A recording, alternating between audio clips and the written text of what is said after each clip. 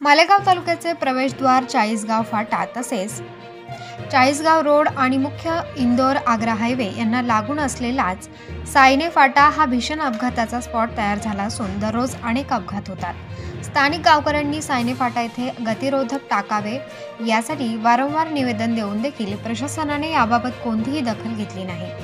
आज सायंकाळी 8च्या सुमारास सायने बुद्रुक येथील प्रतिष्ठित व्यावसायिक हर्षाली हॉटेलचे मालक राजू माळी व नाना वाघ व मालेगावतील इतर काही प्रवासी या अपघातात गंभीर जखमी झाले।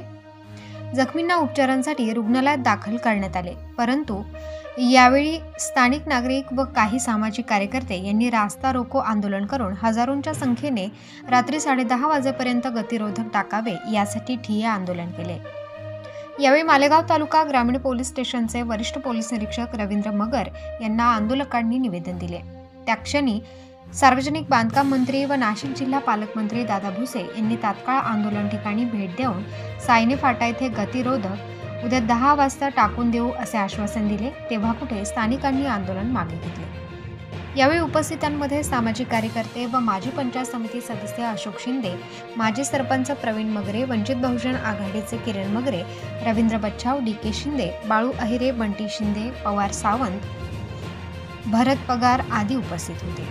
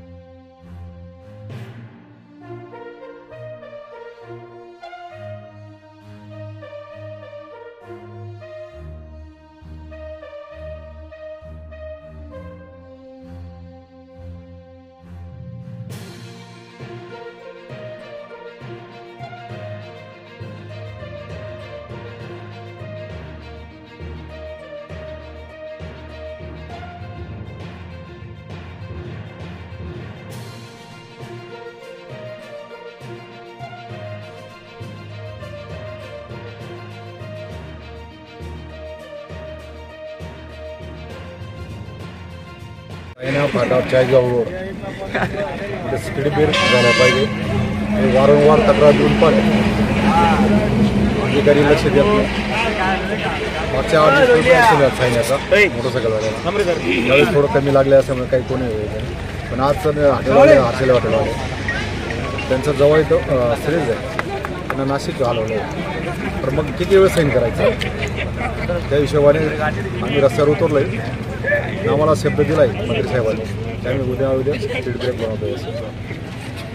मगरे साहेब, काय सांगू शकता? सायने फाट्यावर वारंवार गतिरोधक नसल्यामुळे अपघात होत असतात, याविषयी तुमचं काय म्हणणं आहे? आम्हाला ज्यावेळेस अपघाताच्या विषयी माहिती मिळाली, आम्ही संपूर्ण सायने गावातील नागरिक आणि परिसरातील नागरिक यांनी ठरवलं आणि या ठिकाणी येऊन आम्ही आज PWT डिपार्टमेंटच्या विरुद्ध रास्ता रोको आंदोलन केलं।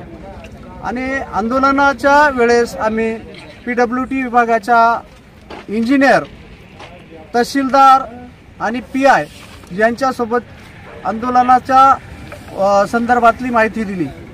या ठिकाणी स्पीड ब्रेकर नसल्याने अनेक दिवसापासून एक नाही अनेक अपघात झाले आणि त्याच्यामध्ये भरपूर लोकांना गतप्राण व्हावं लागलेलं आहे। आणि म्हणून आमची एकच मागणी आहे की या ठिकाणी उद्याच्या उद्या स्पीड ब्रेकर करण्यात यावे। जर का स्पीड ब्रेकर झाले नाहीत तर याच्यानंतर प्रशासनाला आम्ही त्यांच्या कार्यालयाच्या बाहेर जाऊन आमरण उपोषण आंदोलन करण्यात येईल, एवढंच या ठिकाणी बोलतो आणि थांबतो।